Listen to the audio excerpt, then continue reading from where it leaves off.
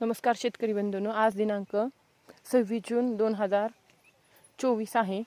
तर आम्ही या 5 वर्षाच्या गोल्डन सीताफळ बागेला 17 जून रोजी तणनाशकाची फवारणी केलेली होती. तर आपण पाहू शकता तण 2 इंचापासून ते 6 इंचापर्यंत होते. याचा मी व्हिडिओ आपल्याला पाठवला होता. तर याच्यामध्ये आम्ही 5 मिली राऊंडअप व 5 मिली स्वीपावर याचा स्प्रे घेतलेला होता, त्याच्यामध्ये झायटॉनिक ड्रॉप टाकून.